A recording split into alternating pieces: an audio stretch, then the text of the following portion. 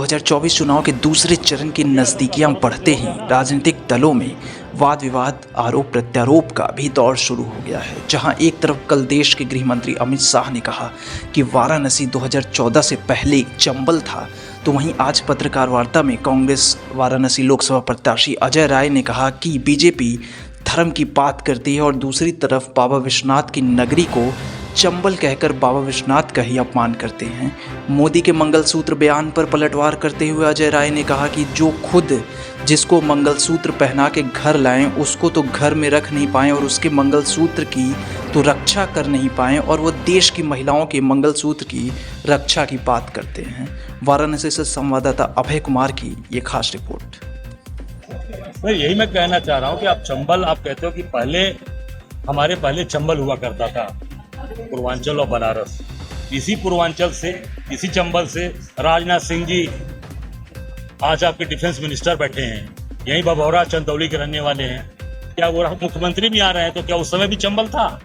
क्या कल्याण सिंह जी सीएम थे तब भी चंबल था? क्या राम प्रकाश गुप्ता जी भाजपा में थे, भाजपा की सरकार थी तब भी चंबल था? तमाम सांसद विधायक इनके यहाँ से चुन के गए तो चंबल था। अब पहले चंबल था, अब चमन हो गया।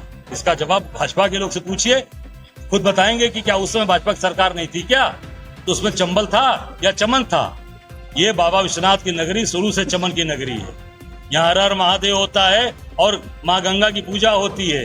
यहाँ लोग गंगा मैया की पूजा करके बाबा विश्वनाथ की पूजा करते हैं, पंचकोसी यात्रा करते हैं। उनको मालूम नहीं है, वो केवल और केवल दिखावटी बातें करते हैं, झूठी बात करते हैं। बनारस ये अध्यात्म की नगरी है, धर्म की नगरी है, ये चंबल नहीं हो सकती। ये चंबल कहने वाले वो चंबल चले जाएं, जाकर वहां देखें। इनको गुजरात के लोग हैं, इनको काशी के बारे में जानकारी नहीं है।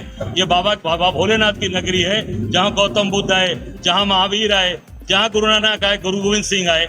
ये धर्म की नगरी है। और बनारस की नगरी ये जहाँ पर कबीरदास जी पैदा हुए, जहाँ हमारे रविदास मन चंगा तो कटौती में गंगा जहाँ हुए, उनको मालूम ही नहीं है। उनके केवल बड़ी बड़ी बात उसको चंबल बोलते हैं, जहाँ संत हमारे कबीरदास जी का स्थान है, जो हमारे रविदास का स्थान है, बाबा विश्वनाथ का न तुलसीदास जी ने यहाँ पर। आप बताए उसको चंबल आप बोल रहे हो? जी आप जो है मंगलसूत्र का जो बयान है प्रधानमंत्री का, उसको किस तरीके से देखते हैं? भाई मैं सूत्र आप देख लीजिए।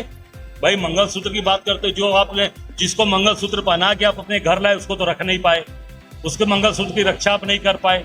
और बनारस में आपने मंगलसूत्र की आप उठाकर देखिए, लॉकडाउन, कोरोना में, नोटबंदी में, स्कूल की फीस में, इलाज में, सब में हमारी बहू बेटियों ने अपना मंगलसूत्र गिरवी रखा, बेचा।